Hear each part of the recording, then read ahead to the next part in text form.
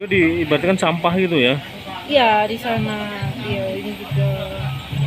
Karena dia kan bisa menghabiskan mahasiswa yang sosok ini dan ini saya pasti dikasih. Kalau ini foto juga. Sedikit ya, kita baru kenal hari ini. Sebenarnya apa sih yang Mbak Sis mau lakukan di tempat seperti ini? Ya, selamat siang, makasih. Saya ya senang sekali hari ini diundang ke sini dalam satu kesehatan untuk menukar pikiran tentang bagaimana kita sebetulnya bisa menjaga keharmonian hidup atau kehidupan holistik bersama. Terus apa yang kami sedang lakukan di Yogyakarta adalah upaya-upaya tentang sampah. Nah, sampah kan itu sesuatu fenomena dari ekonomi yang tidak lingkaran belum. Tapi dengan kita menuju ke satu ekonomi yang sirkuler atau berkelanjutan, sampah-sampah itu kita bisa memberi makna. Dia tidak lagi sampah, tapi dia menjadi bahan baku untuk produk selanjutnya. Nah, dengan itu pentingnya kita sudah lihat material-material itu dijaga dengan pemilahan.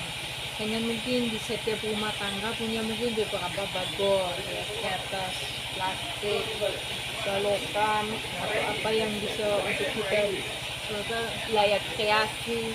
Terus ada sesuatu buat hal organik untuk mengkompos dan jadi kita benar-benar material yang sudah ada di sebelah kita menghargai sepenuh seperti tanaman sendiri.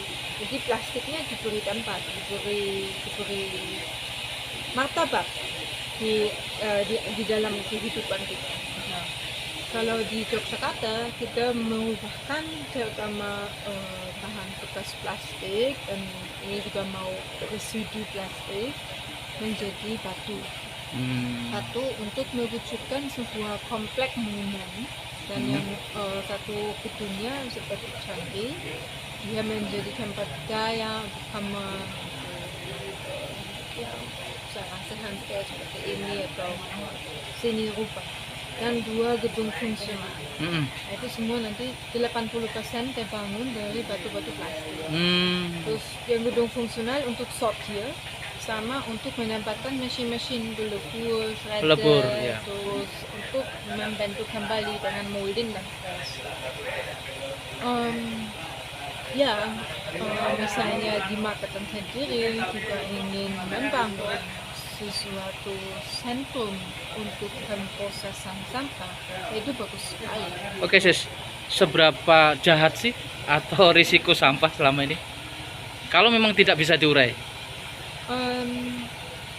Kalau sampah plastik Ya, plastik. itu jahatnya nggak kelihatan karena kalau dia sudah merata kecil-kecil Mikro.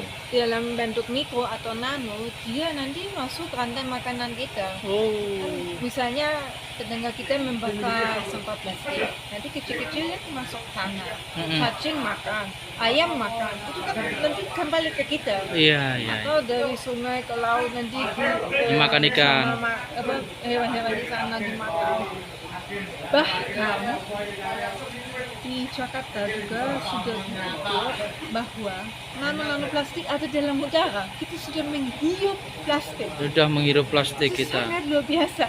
Hanya karena dari pembakaran atau apa. Jadi memang banyak orang yang bilang bahwa itu terlalu didramatisir plastik karena itu hanya 15% dari bahan yang menuju ke TPA. Yang paling banyak kan 60 atau 65% itu organik. Tapi selama itu dicampur dan bahan plastik ada di antara yang organik, dua-duanya sebetulnya hampir nggak ada nilai. Tapi kalau itu sudah dipilah, misalnya juga dengan sistem tinta untuk jemput, misalnya satu hari hanya menjemput organik, lain hari hanya menjemput plastik, lain hari hanya kertas. Nah, dengan ini kan kita terlatih untuk bahan baku ini nanti mungkin di sana, bahan baku ini di sana, terus salah satu cara kan bisa kembalikan ke pabrik, tapi mungkin ada juga UMKM yang ingin menciptakan produk dari itu. Dari sampah. Kembali atau apa. Sebetulnya peluang ekonomi di dalam circular economy sangat besar sekali. Dari sampah itu. Ya, dari sampah. Kalau diolah. Kalau diolah dengan dari satu sisi dengan ilmu juga bagaimana memisahkan material-material yang dipadu seperti aluminium dan plastik itu sudah bisa sebetulnya di sektor itu kan. Dan dari sisi lain kalau kita mau lebih ekstrem lagi tapi masih masuk dalam circular ekonomi, bagaimana refill system. Kita juga bisa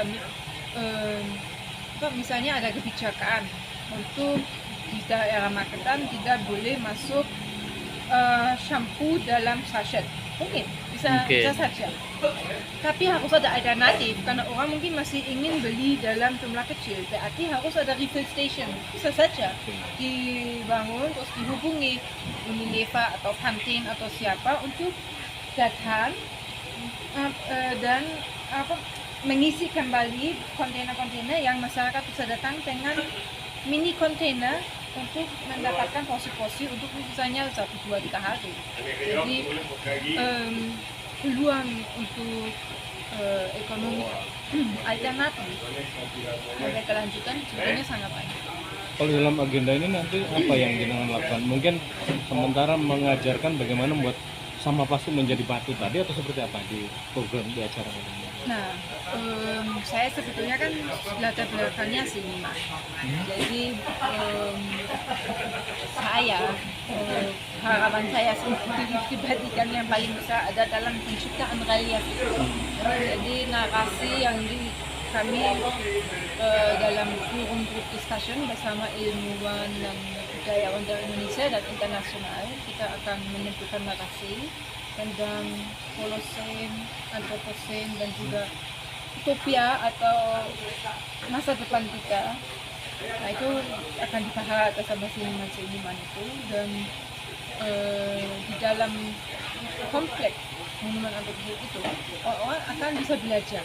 Di satu sisi bisa merenung melihat apa kekekalan manusia dan peradaban, tapi di sisi lain bisa masuk misalnya makerspace. Nanti dia punya ide apa, misalnya mau bikin sisir rambut dari plastik yang di remelting. Jadi dia harus diajarin, plastiknya kan banyak jenis, apa yang layak untuk menciptakan itu, bagaimana bisa bikin molding atau apa. Jadi UMKM bisa menciptai sana. Di sisi lain bisa juga misalnya Anda sudah punya produk yang upcycle, bisa juga memasarkan lewat network misalnya. Dan banyak sekali teknik maupun organik atau organik bisa dipelajari dengan network yang kami sudah miliki. Oke Sis, untuk sumber dodol sendiri bagaimana menurut Sis? Suasananya, alamnya?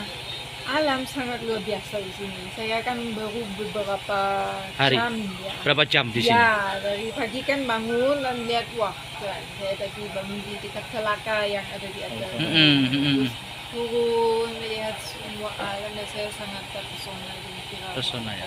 Itu harus dijaga. Satu Sis, pesan buat para penggiat dan pecinta alam. Mereka pasti berbuat untuk bagaimana sampah ini bisa terurai. Pesan terakhir dari Sis. Sis, jangan pernah putus asa. Jangan pernah putus asa. Selalu ada harapan. Pemirsa, ini dari Sis Francisca ya, dari Jerman. Jangan pernah putus asa. Jangan pernah. Dalam apapun. Oke, makasih Sis.